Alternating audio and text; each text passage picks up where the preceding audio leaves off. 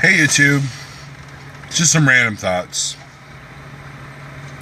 I'm here in Ohio. Load was supposed to originally load at 1900. It's a place I've been to before. Last time I was here, I got quite a bit of extra money because they took 8 hours to load me and forced me to do a second stop. However, I picked the load again, knowing what I might be in for, and sure enough, without fail, they changed my load time to 10 o'clock tomorrow morning, which is going to make it kind of tight, but still doable.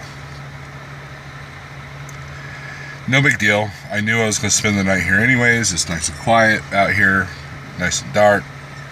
I'm out of the way, so that'll get me home for Monday, and then I pick up a load Monday going back to Illinois, and then from Illinois I have no idea what I'm going to do. I want to kind of run over Thanksgiving so I can be home by Sunday, and then the more I stack up the money, the more I can relax in December when freight gets really kind of weird. So a little bit of a holiday tip, especially you Landstar guys, or you guys work in the spot market. When I was at Landstar, you had to be careful of the agents that would tell you whether they were misinformed or not. That remains to be seen. But sometimes they won't know a place will be closed on Friday after Thanksgiving. So you have a delivery for Friday, you show up, boom, there's nobody there. So here at the Big O, I've been trying to stay with the loads that I see, that I know that the warehouses are open 24/7, 365. That way there's none of that going on.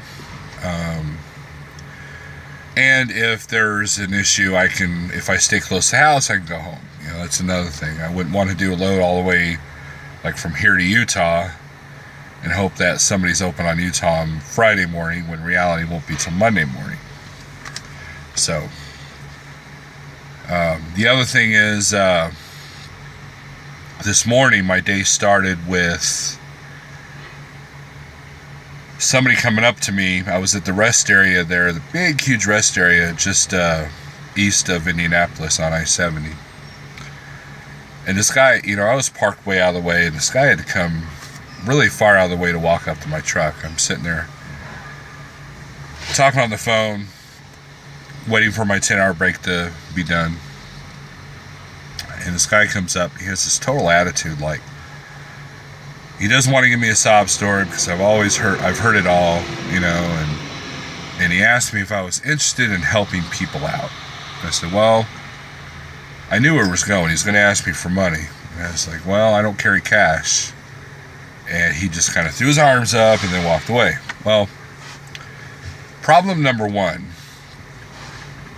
is that he never told me what his problem was.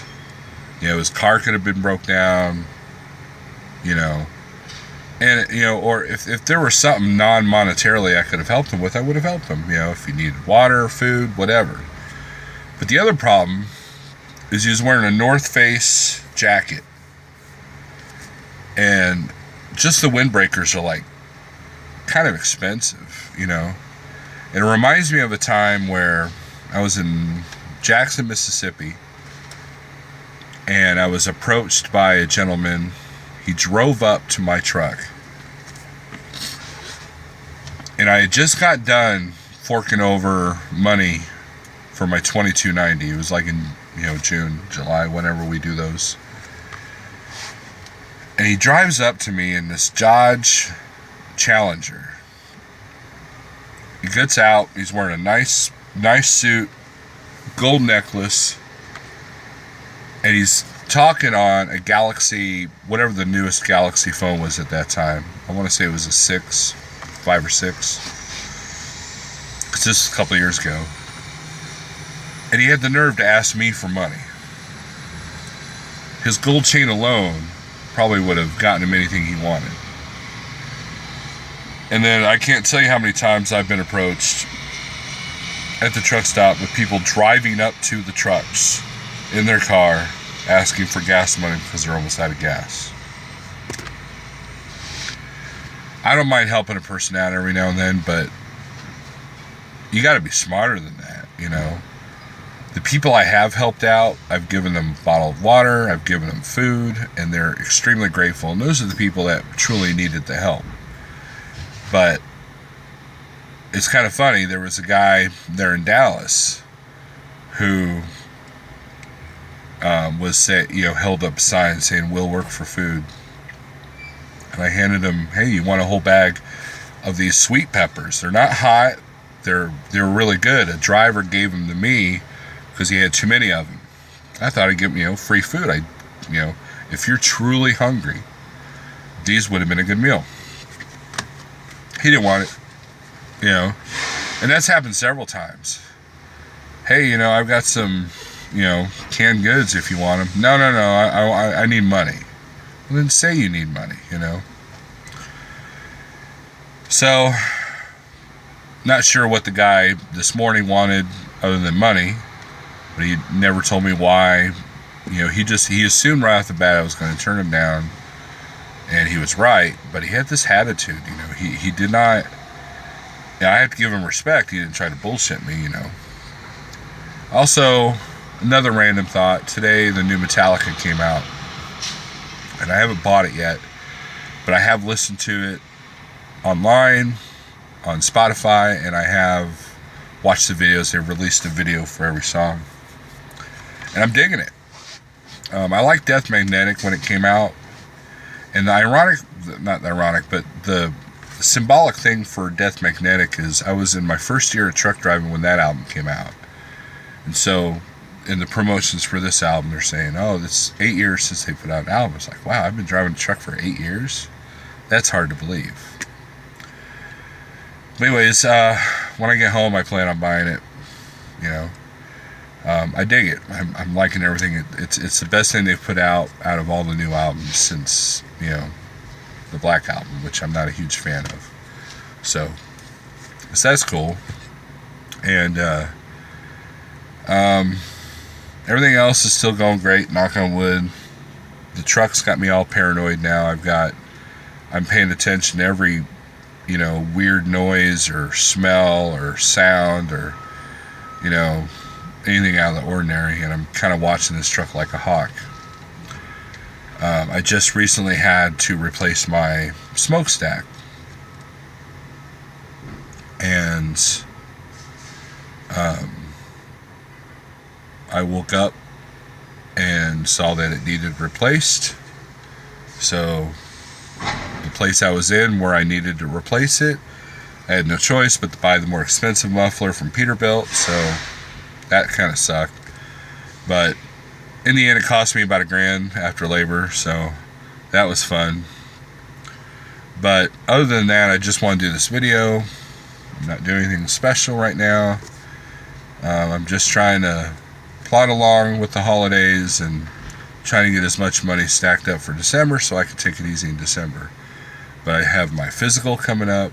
I've got my annual DOT coming up on the truck. And I also have my Big O driving test. Schneider requires us once a year to drive around the block, show that we can still drive a truck, that we haven't gone too complacent. So,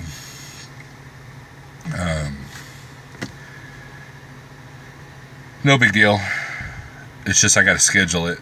So, and I've been enjoying this warm weather we're having, but I guess this weekend it's fixing to change. People are already in snow. So now we're watching the Weather Channel when we go to book our loads. Not that I'm avoiding snow completely, I just don't want to be shut down due to a blizzard or anything like that. So, with that being said, a few people have given me shout outs on their videos. Steve Berger has given me a shout out. Thanks you. I thank you. And then Jeffrey Like has I was catching up to his videos, and he mentioned me like 3 times, 3 different videos.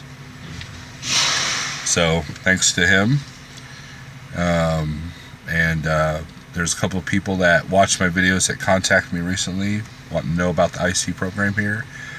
And I told them what I could. I'm going to do another video based off of things that people are asking me as far as about buying a truck, because there's a lot of things I've learned when I've bought this truck. And I don't want you guys to make the same mistakes I did. So, with that being said, I'm out of here. Take it easy. Enjoy your holidays. And just be kind to each other. You know, there was a guy at the pilot today who just had this huge attitude, and he was inconvenienced because the shower credit wasn't correct. So I walked up to him and the clerk, and I was going to give him a shower credit, you know. And he just had this huge attitude. I just like walked away, you know. But the clerk was still nice enough to give him a shower credit. So, but anyways, I'm gonna go to bed. I've got a long day tomorrow, and hopefully they'll get me loaded here quickly tomorrow. So we'll see. Later.